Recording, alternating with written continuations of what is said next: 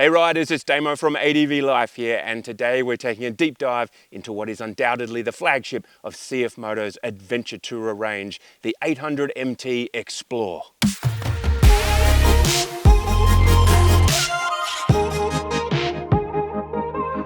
The Explore is the latest and the highest spec of the 800 MT range by CFMOTO. Its closest relative in that range would be the 800 MT Touring, and as many of you would know, that bike comes with an incredible list of standard equipment. That stuff is of course present on the 800 MT Explore, and we'll just take a look at some of that stuff real quickly. You've got heated hand grips, heated seat, you've got fog lights, you've also got crash bars, you've got a center stand, you've got pannier racks, you've got a luggage rack, you've got tire pressure monitoring, and you've also got a quick shifter. So the Explore model not only benefits from that incredible list of standard equipment, but it expands on it with an 8-inch TFT display with Apple CarPlay integrated. It has a rearward-facing radar with collision warning and blind spot detection. It has 6 riding modes instead of the 2 on the Touring. It has switchable ABS and switchable traction control, and it also has, as standard equipment, Michelin Anarchy Adventure tyres. And finally, the 800 MT Explore has a 2-year warranty, which CFMOTO says can extend to 3 years if you have it serviced regularly through an authorised dealership only. So there you have it. That's the story of the impressive list of add-ons that you get with the CFMOTO 800 MT Explore. But all the who-dads and doohickeys in the world don't tell you if a bike can truly honk. The only way you're going to find out is to ride. And so, we ride.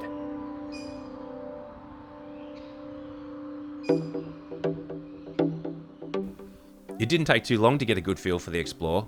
It's a comfortable bike right from the get-go, and I didn't feel the need to make any changes to the suspension settings or lever placements early on. For the first few days on the bike, I rode some familiar areas, just feeling out the suspension and gauging what sort of terrain the bike feels most at home in, although I did have a pretty good idea through my previous test on the Touring model. I also spent some time getting to know the very deep electronics suite, and I'm not ashamed to admit I referenced the owner's manual a couple of times because there's an awful lot going on in the Explore's brain.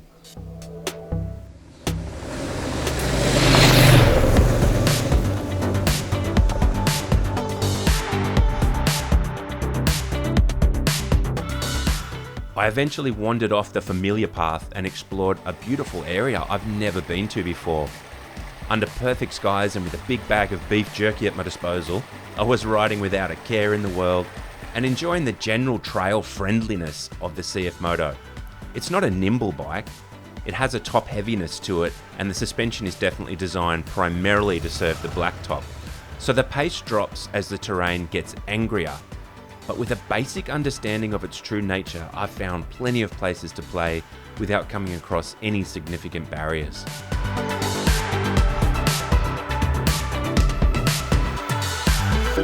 CFMOTO is doing what we've seen new car manufacturers do for decades to combat the established order. It's presenting a checklist of standard equipment that grabs your attention at a price point that's significantly lower than most. And with that KTM-sourced engine, it's a value proposition that's impossible to ignore. But it's also easy to overinflate the importance of what it can do over how well it does it. And if I may ask for a moment of silence here, ladies and gentlemen, because this is the last thing my drone ever saw. Rest in peace, Duncan Drone. You fell from the sky, but you're forever in our hearts. One of the few initial issues I found with the Explore came from a rough early fueling and a surge that would come on at about 3,000 RPM. CFMOTO let me know they'd released an update for the bike's firmware though, which I downloaded using the CFMOTO Ride app, and within 20 minutes the whole process was done. The fueling issues were fixed, and I did it all on my driveway using my phone. I once had to ride a Harley-Davidson Pan America 500 kilometers in the wrong direction to find a dealer who could do something quite similar. This is good tech. If I was to choose just 2 facets of the Explore that in my mind lift it up from that Touring model level, it's the ability to switch ABS and traction control off. That's a huge benefit when you're riding off-road. Doesn't matter if you're riding sedate or serious trails. And for those that ride on-road, the rearward-facing radar adds another layer of safety, something we can't have too much of. It's not in your face, it's not bombastic, but it really only has to work once to justify its existence. The 800 MT Explore arrives with a set of Michelin Anarchy Adventure tyres fitted. Now that's opposed to the Anarchy Wilds, which most of you would know is a very good off-road based knobby tyre. The Adventures, on the other hand, are more of a 70% road tyre, and they're not too bad in dry conditions, not something you'd want to take onto a wet clay track, and not something you'd ever take near sand. But the good guys from CFMOTO Australia actually organised for a set of more aggressive knobbies to send up to me, and I ended up asking them to keep them, and I'll stay on these Adventures because I think they tell a good story of the bike. 70% on road, 30% off. That's about where this bike sits at itself. The tyres do tell the story of the 800 MT Explore quite well. If I was to fit a set of more aggressive knobbies, I'd be tempted to take the bike, of course, into more technical terrain. And I don't have to do that to know I'll find the limitations of the 800 MT Explore fairly quickly. There are limitations through the ground clearance, there are limitations through the suspension travel, but also through the actual suspension action. This bike is not set up to hit more technical terrains with any sort of aggression. Now, you could potter your way through there, but why do that when there are just better bikes to take into those areas? This is not made to do that. So you're just asking to find its flaws, where if I just roll that back a bit and go back out onto the dirt road, I can have the best time all day. And I can see all of this magnificent country by never leaving a dirt road. Thankfully, I knew just where to find a whole bunch of those dirt roads. So I packed my giant loop Siskiyou Pannier bags. I dropped some camping gear on top and headed out on one of my favourite 2-day loops under perfect skies and with just cows for company. For me, it doesn't get much better than this.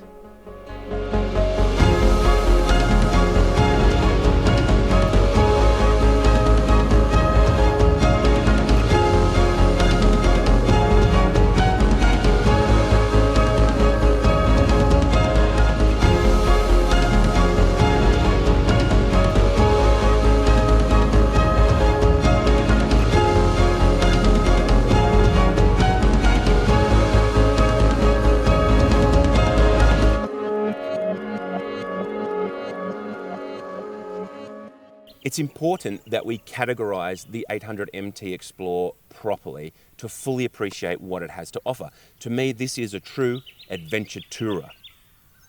And by that I mean it has a road bias. It's a bike that you can sit on all day. Of course, when I want to go onto a dirt road, it has the capability of handling that as well.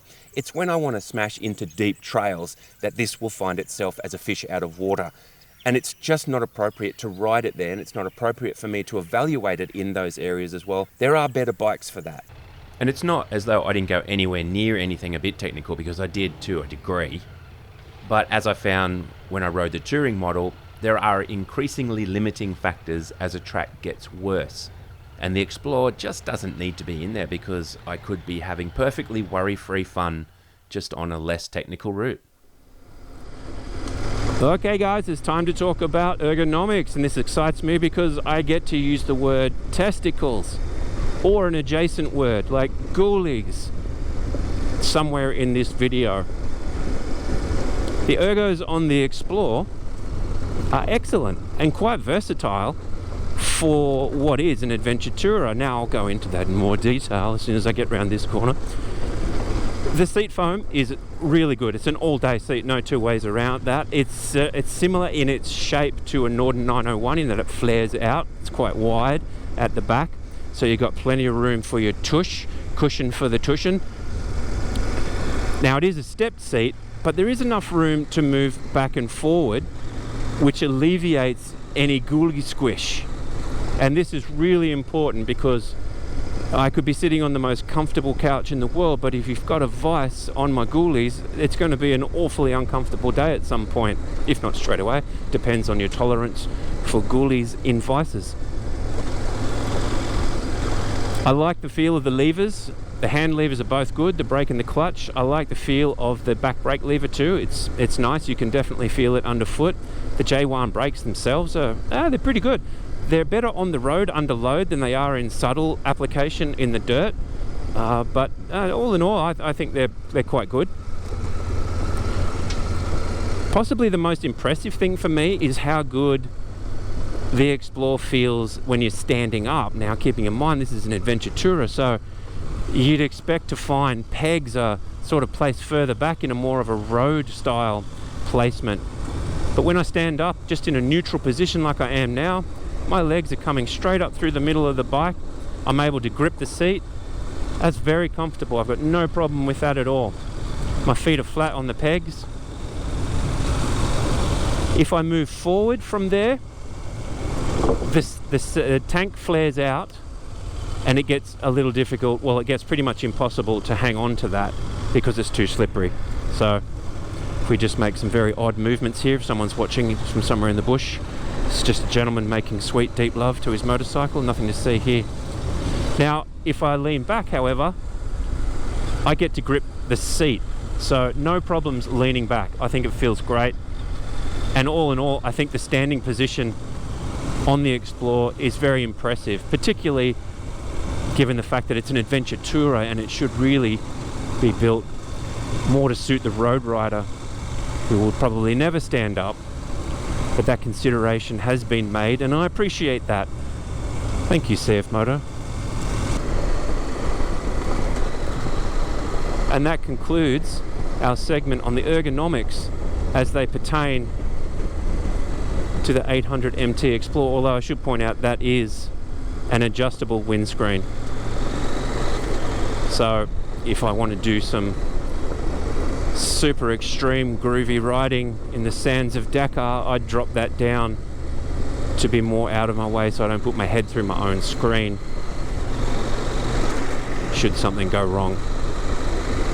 Well, I'm coming second in the Dakar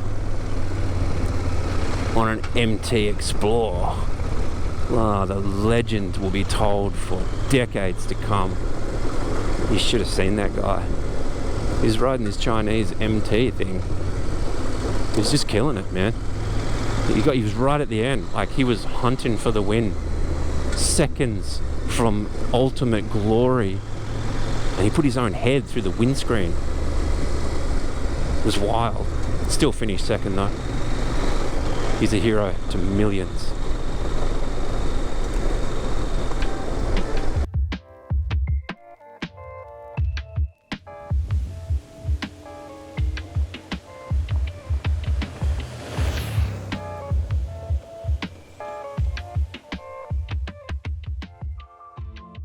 So guys, something interesting I found while I've been riding the Explorer.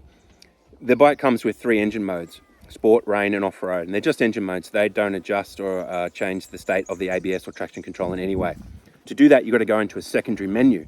And of course, riding off-road, I don't want ABS on at the rear. So I go into the secondary menu and I work my way into off-road plus mode. And it's about 6 taps of the screen to get to that point. The problem there is when you stop the engine, it reverts immediately back to sport mode and you have to do it all over again before you take off, which is a little bit of a pain in the butt. Okay, it's not a deal breaker, but it could be much more streamlined than that. But there is a workaround. I've found that if you turn the bike off, if you switch the engine off while the bike is still rolling, it'll stay in that off-road plus mode. It won't revert back to sport. So when you restart the engine, you can just ride off and you'll still be in off-road plus with the ABS off at the rear. So it's a little bit of a workaround.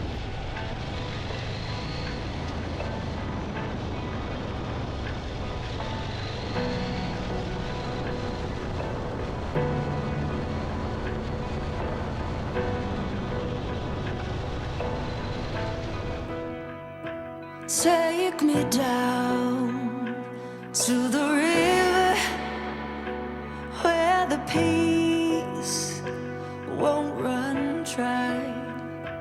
Gather round at the river where my soul comes to life and I come alive.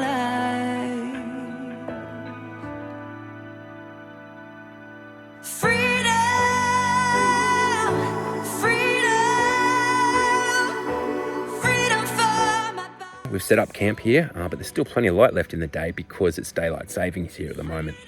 So I've got a decision to make and I need your help. I want to go for a ride up in the hills while the light's still nice, and then I'll go to the pub. Or I could go to the pub and then go for a ride and then go to the pub. What would you do? Double pub? Yeah, double pub. I like your thinking.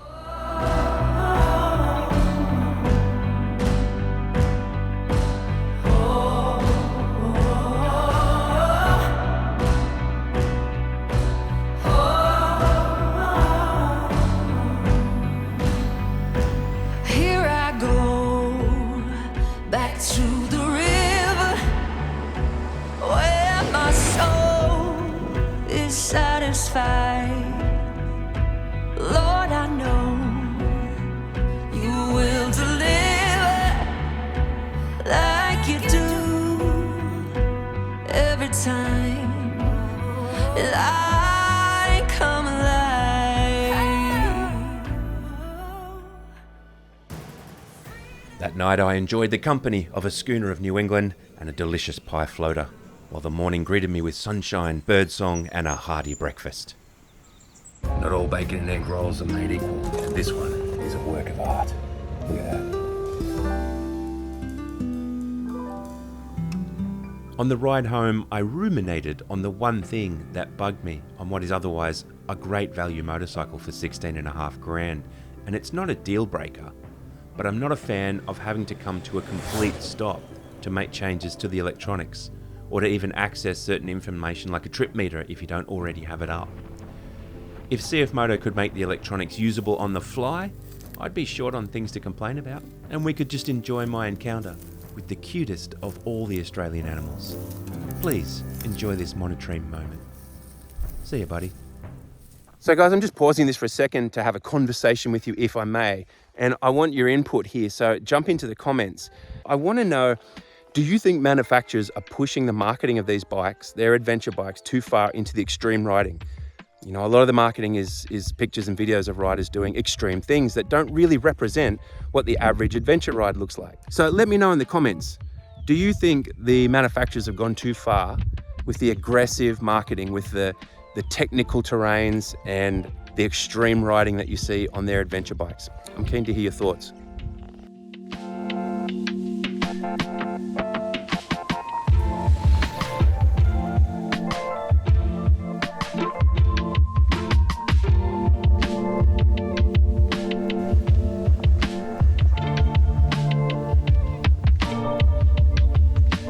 Being honest, or just at least acknowledging how you ride and where you ride, is really important in making the best choice of motorcycle for you. You don't need to buy the same bike as Jeff next door because it suits him. Jeff next door might A, be a gun rider, B, he might be a dickhead. So there are just reasons why that choice won't work for you. And it doesn't matter what Jeff thinks of what you've bought, as long as you buy the bike that suits you. If you spent 16 grand but you had a 20 grand budget, boom! Get yourself a schmick helmet, nice set of off-road boots, some good gear, and you are set. You are set. This can really be as simple as if you like where and how I've been riding in this video, and you'd like to have all the modern electronics at your fingertips, but without throwing obscene amounts of money around at a dealership like your Pablo Escobar, then the Explorer could very well be all you'll ever need.